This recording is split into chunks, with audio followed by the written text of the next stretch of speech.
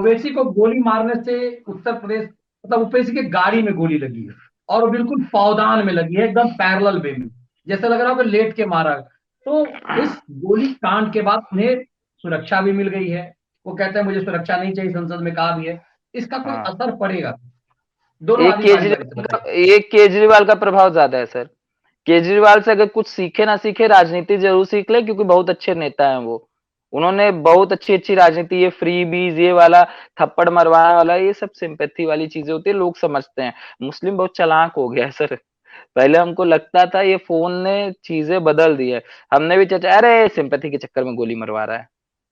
तो ग्राउंड पे तो मैंने ये देखा, कई लोगों का ये भी कहना, कई लोग हाँ थोड़ा प्रोवोक भी हुए हैं। ओवैसी को लीडर मानते हैं लोग, ऐसी बात भी नहीं है कि ओवैसी को लीडर नहीं मानते। मगर ये है कि ये शील्ड के चक्कर में, भाजपा के डर के चक्कर में लोग साइकिल का बटन दबा रहे हैं। ओवैसी को लोग बहुत पसंद करते हैं सर, ऐसी बात भी नहीं है कि मुस्लिम पसंद नहीं करता। मुस्लिम ये होता है यार, ओवैसी जी डिबेट में बड़ा बढ़िया बोलते हैं, किसी एंकर को टिकने नहीं देते, ओवैसी जी पढ़े लिखे हैं, ये है, तो ओवैसी को लोग पसंद करते हैं। मगर अभी मोदी जी को हराने के लिए और योगी जी को हराने के लिए अखिलेश को वोट देना जरूरी है। बाद में ओवैसी तो अपना भाई है, एक बार अपनी सत्ता आ जाए फिर ओवैसी का बटन दबा देंगे। तो ये परिस्थितियां भी हैं, ऐसी बात नहीं है। बीच में यही आ जाता सर, फूल का डर बहुत अंदर तक हम्म। है। मतलब आप लोग कह रहे हैं कि ओवैसी को लोग नेता मानते हैं, अपना नेता मानते हैं, लेकिन वोट मानते इसलिए हैं, नहीं मानते देंगे क्योंकि उनका वोट बट जाएगा, यही एक मेन कारण है। वरना हैं। उनके नजर में अखिलेश यादव से बड़े नेता, उनके प्रिय हम्म। नेता, दुलड़ुआ नेता, वो उनका अखिलेश ओवैसी ही है।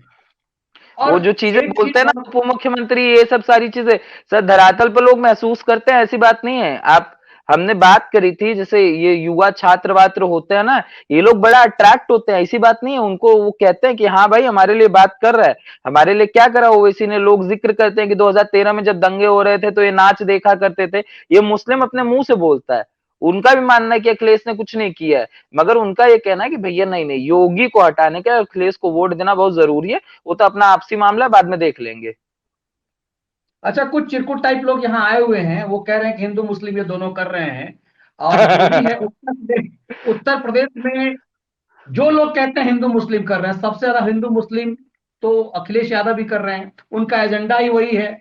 तो आपको सर क्या लग रहा है उत्तर प्रदेश में इस विकास और तमाम चीजों पर हिंदू मुस्लिम का एजेंडा कहाँ है? दोनों आदमी इस कंक्लूजन सर में, आखिरी सवाल आप लोगों से। ये तो ये ना बेवकूफों वाली बात होती है।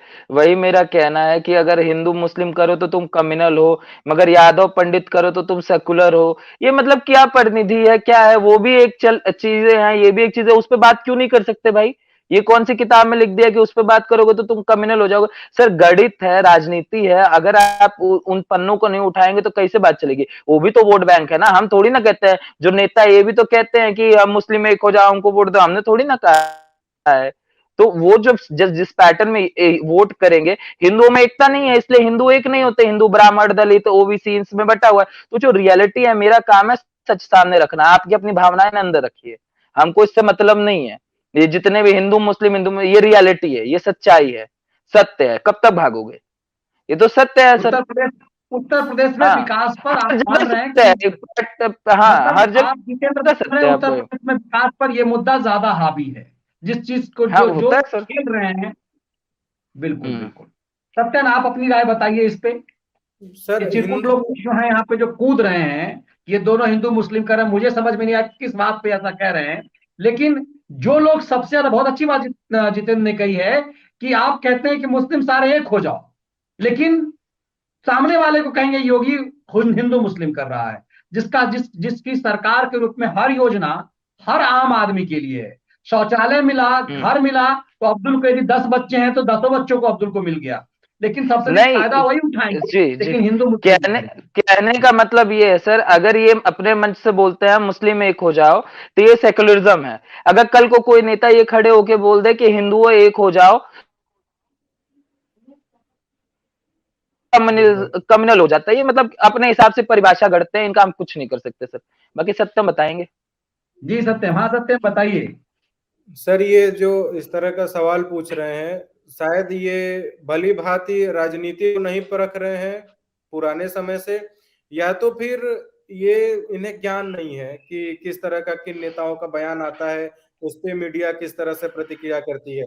हमने सबने देखा था किस समय कांग्रेस के समय में शरीयत को आगे रखा गया था। शाहबानो केस हम सभी को याद है कि शाहबानो केस के लिए संविधान को कचरे का डब्बा समझा गया था और लाके अपना यहाँ से शरीयत ऊपर रख लिए थे।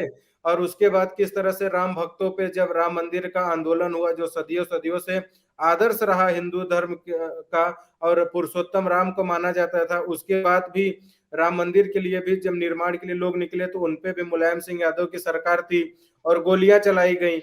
और अगर उसके बाद हम धीरे धीरे आते चले जाएं तो इसी डर के लिए राम मंदिर का ताला खुलवाया गया।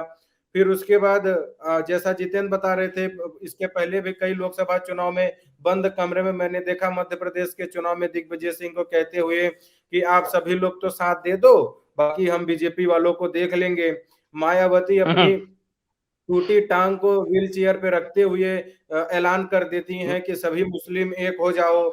और फिर उसके बाद सभी इस तरह की चीजें भी आई कि अधिकतर मुस्लिम का वोट परसेंटेज बढ़ा। और ममता बनर्जी जिस तरह से राजनीति की बंगाल में, सबको मालूम है इलेक्शन कमीशन ने उनके ऊपर रोक भी लगाया।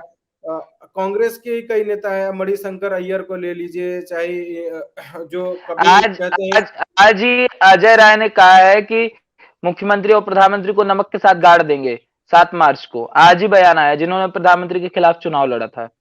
तो ये शब्दावली क्या हो चुका है, मतलब इसको आम कर देना।